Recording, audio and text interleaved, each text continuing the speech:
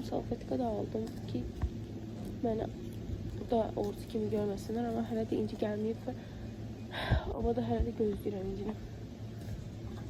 Neyse, inci gəlməyib və düz 1-dən 2 dəqiqə falan keçib gecikib. Salam. İkimiz de kaçtık. Bugün ikimiz de sağalmamışıq ama biz buradayıq çünkü qudurmuşuq, biz görüşürük. Bugün buradayıq. Buradayıq. Birinci olarak Orxan'ı görmək üçün şaka edirəm. Ben de sır paket patlatmak istiyorum. İskender Stories Mən dünən obaya düşmüşdüm Sprite almağa şey üçün, süfrə üçün. Adını unuttum ama ayağımın altında partladı doğrusu bunlar.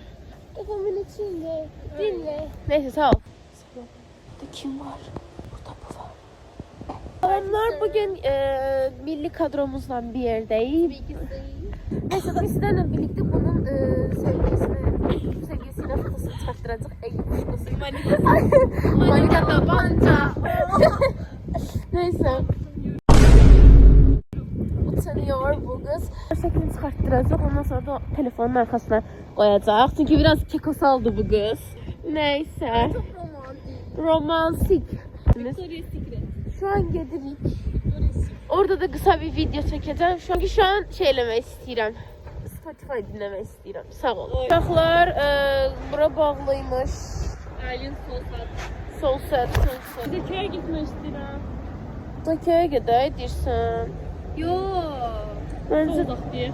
uzaq değil. Yoktu ki orada. Uzaq kimi bir şeydi. Ama şu an Bolmart'a gidirik. Buradan Bolmart yaxın olduğu Ben tam için. Neve'ye gitmek istedim. Şey almak istedim oradan. Ne bilirim ama. Ne? Aynen bir şey var orada istedim. Neyse. Gel. Gedək Bolmart'a yoxsa evə qoydaq? Birisiz olmakta.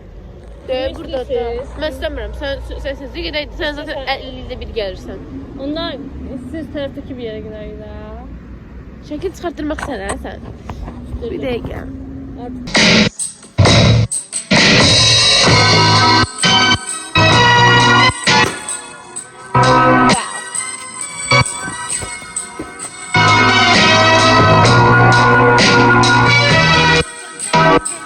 Baş edirəm, mənim antikimdə alan çox gözəl. Bu arada çox saçma olsa da bu mənə deyirsə antikimdə alsa çox xoşuma gələr. Ömrüm boyunca taxaram hətta. Tamam.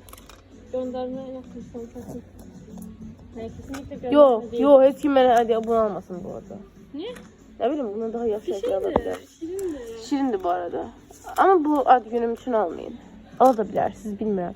Yəni ayıp olmazsın ama yani ünvan da şeydi də. Bolmart'da yuxarıda Novas, neydi adı?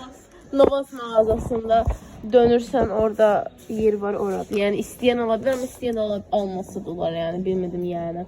Məzələnirəm. Almayın bunu. Ala da bilərsin. Heç məzələnirəm almayın bu arada istəyən.